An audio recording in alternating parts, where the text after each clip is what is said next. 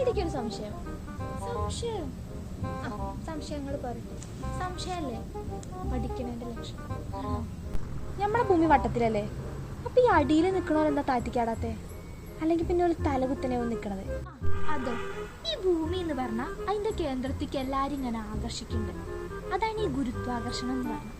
അതിന്റെ ഭാഗമായിട്ട് നമ്മളൊന്നും നിലച്ചിട്ടില്ല, നമ്മളിങ്ങനെ ആകർഷിച്ച് നിൽക്കും. ഈ ആകർഷണം എന്ന് പറഞ്ഞപ്പോൾ ആലോചിച്ചേ, ഞങ്ങളുടെ ജിമ്മിലെ ട്രെയിനറില്ലേ, ഒരു അടിപൊളിയടി, എല്ലാരും ഇങ്ങനെ ആകർഷിക്കും. അല്ല, എന്തിനാ അല്ലെങ്കിൽ ജിമ്മിൽ പോണേ?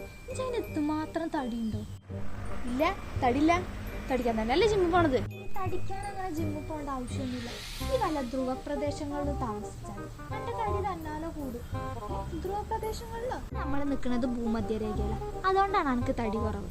ഇജിഞ്ഞ് ഒരു ധ്രുവ പ്രദേശത്തേക്ക് പോയോക്ക്, എന്റെ തടി കൂടും. ഇനിയിപ്പോൾ എനിക്ക് തടിയേ വേണ്ടാന്ന് വെച്ചോ, ഇടീ ഭൂമിന്റെ കേന്ദ്രത്തേക്ക് പോയാൽ മതി. 0 ആണ് 0. അങ്ങനെയൊക്കെ ഉണ്ടല്ലേ? അപ്പൊ ഈ കേട്ടിട്ടില്ല ഈ മാസിനെയും വെയിറ്റിനെ കുറിച്ച്? അത് രണ്ടും ഒന്നല്ലേ? ഈ വെയിറ്റ് എന്ന് പറഞ്ഞാൽ ഭാരാണ്, ഈ മാസ് എന്ന് പറഞ്ഞാൽ പിണ്ടാണ്. ആനപ്പിണ്ട അതെന്റെ തലയില്. ഇതേ ഫിസിക്സാ, ഫിസിക്സ്.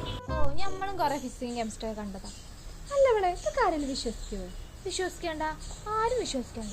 ഞാനേ ആ പെങ്കിനെ പോലെയാണ്, ഒറ്റയ്ക്ക് വഴി വെട്ടി എൻ്റെ ആശയങ്ങളുമായിട്ട് മുന്നോട്ട് ഇങ്ങനെ പോകും. എടി, ആ പെങ്കിൻ ചത്തം പോലെ. ഞാൻ അറിഞ്ഞില്ല. ധ്രുവപ്രദേശല്ലേ, അപ്പം അതിൻ്റെ തലയ്ക്ക് കനം കൂടിയിട്ടുണ്ടാവും. എന്നാലും പാവലേ. ഓടി, നമുക്ക് പോയാലോ? വിട്ടുപടി.